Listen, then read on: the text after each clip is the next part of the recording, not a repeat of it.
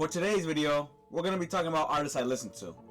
That's about it. Vince Staples. I have mixed feelings towards Vince. Cause on one hand, I like his music, while on the other, I just ain't feeling it. I'm not trying to be disrespectful, but every time he's talking about the north side, or saying free the homies, or saying gang shit, I can't take him seriously. It's not that it's funny the way he's saying it, it's just, it's kind of hard for me to believe that he actually do it. Take this photo for instance. He looks like the guy that does their homework. I like his self-title and Ramona Park, but there wasn't a single song I like from FM, Prima Donna, Summertime '06, and Hell Can Wait. Dark Times and Big Fish were okay albums to me. They had a few good tracks, but I just can't seem to understand the appeal of these albums, especially with Yeah Right. But something I'll never seem to get is that one comparison between Vince Staples and J. Cole.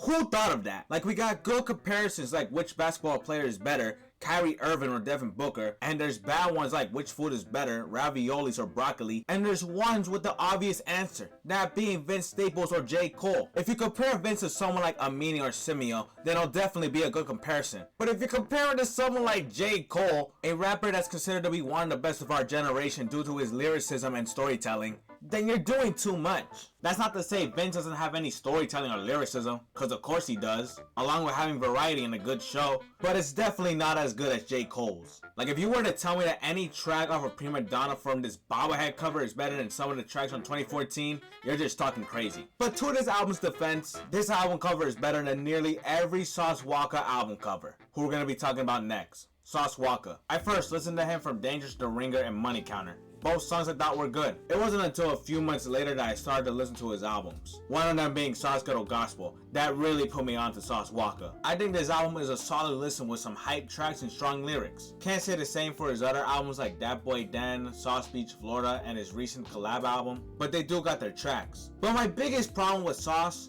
is his album covers. I don't need to explain why because I'm showing it to you on the screen right now. Take a look at this one, and that one, and that one, and that one. There's no need for me to explain why they suck. These look like SoundCloud albums but worse. This looks like something Soulja Boy would make. Like, look at his album covers. I'm telling you, if he just changes the album covers to something much better, he'll definitely get a lot more recognition and not be considered to be another trash rapper. Like, Birds Hunt Snake got this god-awful album cover, but it's actually a pretty good listen. I like Sauce Walka, but if I ever meet him in person, the first question I'm gonna ask him is, what makes you think of these album covers? Next up is Childish Gambino. I'm mainly gonna be talking about his recent 2 albums because I don't have much to say for the rest besides they're good.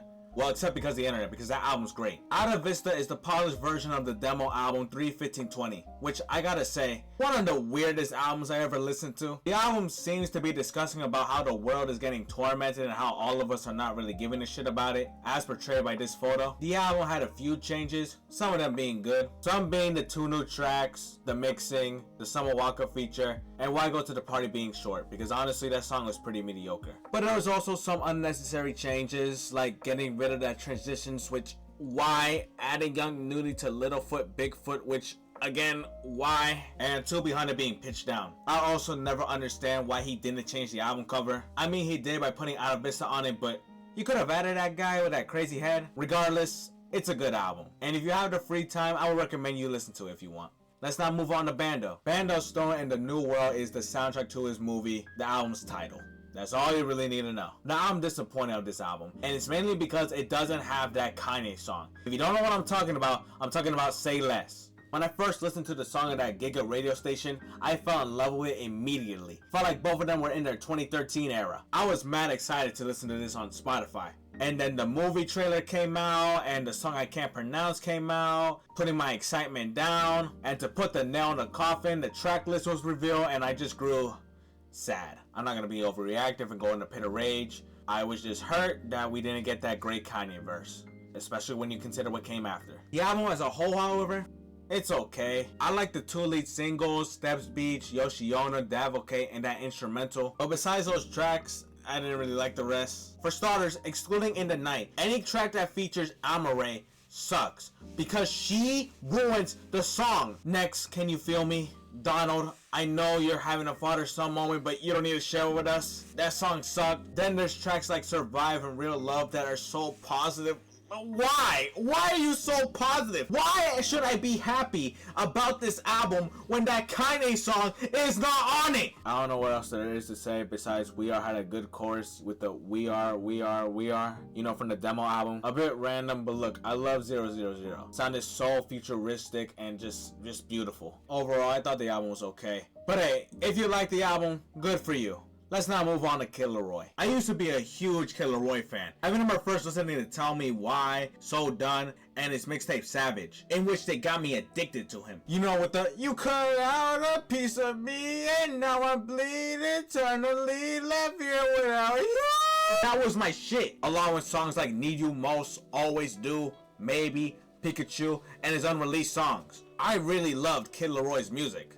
Until I started to listen to Kanye West, in which my love for Laroi slowly started to fade away. Now, I recently listened to Fuck Love, in which I only like 3 out of the 35 tracks, not even 1/7 of the track list, and it's because a lot of these songs sound basic. Some songs have 8 bars, a chorus, 8 more bars, and a chorus again. Some have a chorus, 8 bars, a pre-chorus, a chorus, a bridge, a pre-chorus, and a chorus, and some have a chorus, 8 bars, and a chorus. That definitely made zero sense, but what I'm trying to say is Laroi seems to be following a formula. Many of his songs seem to flow the same. There's his debut album, The First Time, in which I had a lot of anticipation for, because I thought it was going to be a whole new Laroi. I thought he was going to be talking about his first time experiences, like moving to the US, or losing someone, or making music. But no, it's similar to Fuck Love, just more directed to his ex. Almost all of these tracks seem to revolve around the theme of love and heartbreak. The only tracks that don't are the first track and the final 2, in which in my opinion are the best tracks on the album, along with Baby I'm Back on the deluxe. Many of these tracks are something that we already heard from Laroi. The same goes for the deluxe. Excluding Baby I'm Back, we already heard some of these songs from Laroi before. Hatred has a good Yachty verse, but that's about it. Pick Size and Girls are nothing special.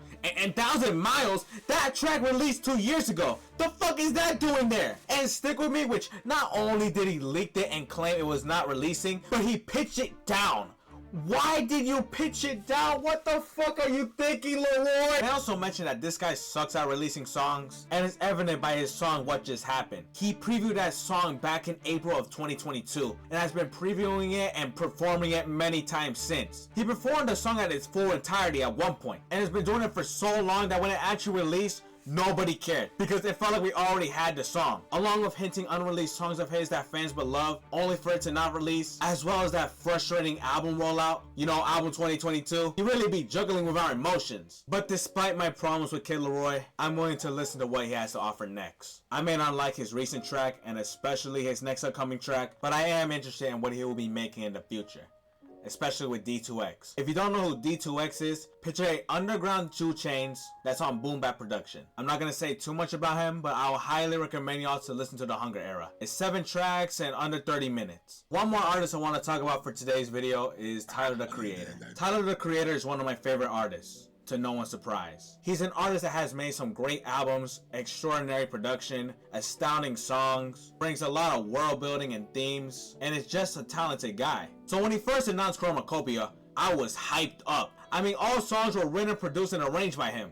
Ring any bells? And after listening to it on the day it released, I thought it was okay. I don't know if it's because I woke up at 3 a.m. to listen to it, but it wasn't what I expected. As I'm recording this, I have now listened to the album 6 to 8 times. And yet I still can't seem to like it as many others do.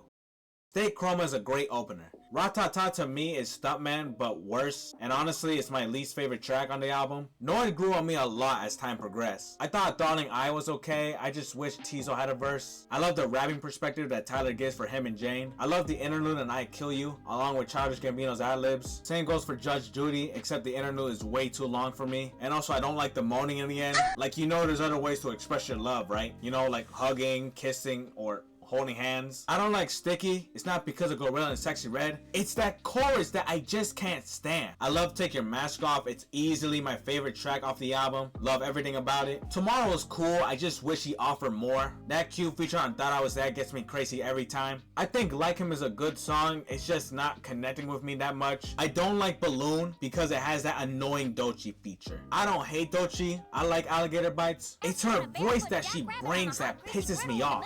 And the final track was good. I still don't know whether or not I like the album or not. It's just some of these tracks I either like, don't like, or can't seem to connect with. I'm not gonna force myself to like it because at that point I'm not enjoying music. However, I am willing to listen to the album again in a few months to see if it regenerates with me. Only time would tell. And that's about it for today's video. There's many artists I'd love to talk about like Danny Brown and Mac Miller, but I'll save that for another time. Thanks for watching. I hope you enjoy. I love you. Have a great day and tomorrow, and bye.